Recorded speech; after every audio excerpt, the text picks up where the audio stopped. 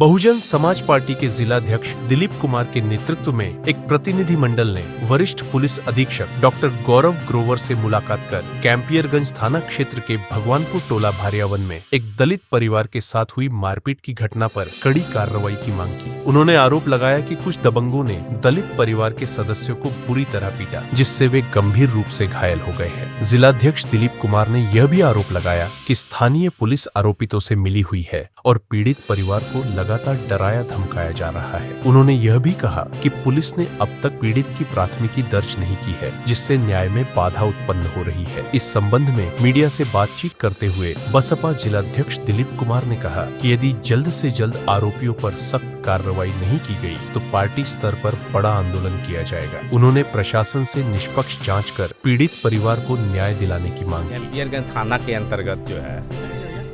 भगवानपुर भौरिया टोला का एक मामला है। प्रभावती देवी के पटीदार से 22 तारीख को कुछ टूटू मैमो हुआ था, तो इन्होंने तहरीर कैंपियरगंज एसओ को दिया था। उसके बाद कुछ क्या नाम है उनका,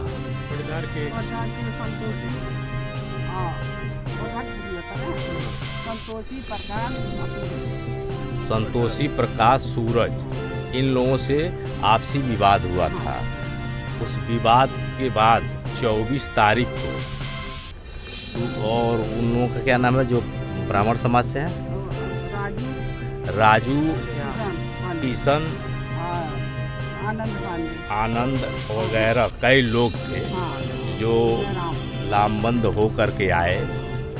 अब प्रभावती को और प्रभावती की बेटी को और इनके बेटी के लड़के को लोग और बहन को विधिवत मारे पीटे लोग, जात सूचक शब्दों का गाली दिए, उपयोग किए। जो पीड़िता ने हमको कार्यालय पर के बहुजन समाज पार्टी के कार्यालय पर आकर के बताई,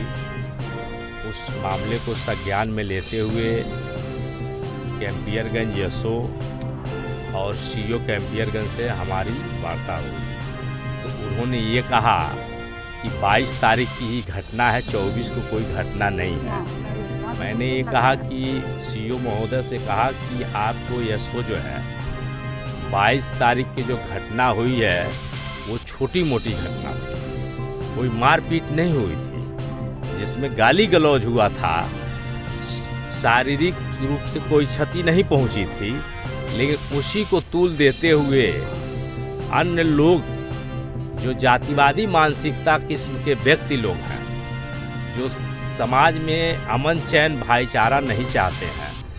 उन लोगों ने आकर के इस विधवा महिला को और इनके परिवार को बुरी तरह से मारे पीटे। उसमें मैं सीओ से कहा कि आप 24 के मामले को संज्ञान में लीजिए और उसमें जो है SC ST के तहत उन लोगों के ऊपर मुकदमा दर्ज करें ताकि पीड़ित को न्याय मिल सके। उसी उद्देश्य में ये लोग बहुजन समाज पार्टी कैंपियरगंज का जो प्रतिनिधिमंडल था वो जाकर के विधानसभा प्रभारी, विधानसभा अध्यक्ष लोग जाकर के 10 की संख्या में सीईओ से कल 1 मई को मिले, लेकिन 3 दिन वो VIP ड्यूटी का हवाला दिए और 1 मई को मिले तो उन्होंने कहा मैं अपने स्तर से जांच कराऊंगा और हमसे भी कहे कि जिलाध्यक्ष जी आप कोई साक्ष्य प्रस्तुत करें। तो मैंने कहा कि यदि साक्ष्य प्रस्तुत करने लायक होती एक ही मोबाइल था, उस मोबाइल से जो वारदात हो रहा था उसका वीडियो बना था और अपराधियों ने, अपराधी मैं नहीं कह रहा हूँ, मतलब अभियुक्तों ने जिन्होंने वो तांडव मचाया था उन लोगों ने उस मोबाइल को तोड़ फोड़ दिया ताकि सबूत नष्ट हो जाए। फिर कहे कोई गवाह दिला दीजिए। हमने कहा वो पीड़ित गरीब मजलूम है, अगर उसके साथ कोई गवाही देने लायक होता, इतनी सक्षम होती तो उसके ऊपर जुल्म जाती नहीं हो पाता। आज